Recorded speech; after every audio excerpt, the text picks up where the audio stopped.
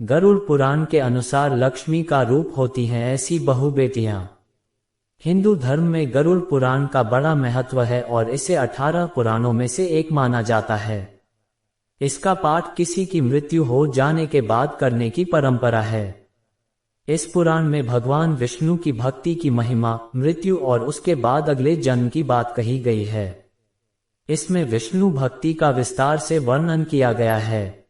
गरुड़ पुराण में हमारे जीवन से लेकर कई महत्वपूर्ण बातों पर प्रकाश डाला गया है, जिनके बारे में व्यक्ति को जानना जरूरी है। इस ग्रंथ में घर की बहू बेटी के संबंध में कुछ ऐसे गुणों का वर्णन किया गया है जो घर में लक्ष्मी का रूप होती हैं। आइए इनके बारे में जानते हैं। 1. दूसरों के प्रति प्रेम भाव।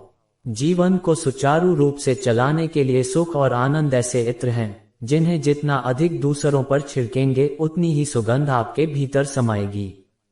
दूसरों के प्रति प्रेम भाव, सेवा, परोपकार, उदारता और मधुरता का व्यवहार मानव जीवन को तनाव से मुक्त कर देता है, लेकिन ऐसा ही व्यवहार अगर परिवार की बहु बेटियां अपने परिवार के प्रति करेंगी तो सोने पे सुहागे का काम करेगा।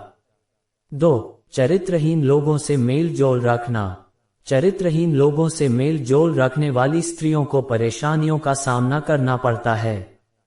गलत व्यक्ति अपने निजी हित के लिए स्त्री का प्रयोग कर सकते हैं। इस प्रकार के पुरुष की संगति का असर स्त्री पर भी हो जाता है, जिसका अंत अच्छा नहीं होता। इस प्रकार की स्त्रियों को परिवार और समाज वाले भी धिक्कारते हैं और उन्हें कहीं भी स्वीकारा नहीं जाता, इसलिए ऐसे लोगों से दूरी बनाकर रखनी चाहिए। 3. पति से अलग नहीं रहना चाहिए।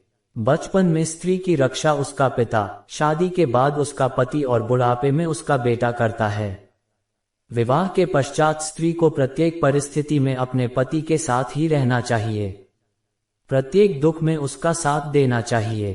पति से अलग और अपनी मर्जी से प्रत्येक कार्य करने वाली स्त्री के कार्यों का प्रभाव उसके बच्चों पर भी पड़ता है, जिससे उनका भविष्य कष्टों से भर जाता है।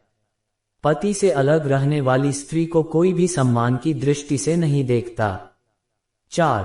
कभी भी किसी पराये घर में नहीं रहना चाहिए। महिलाओं को कभी भी किसी पराये घर में नहीं रहना चाहिए। जो स्त्री पराये घर में रहती है उसे समाज में गलत न होते हुए भी गलत समझा जाता है।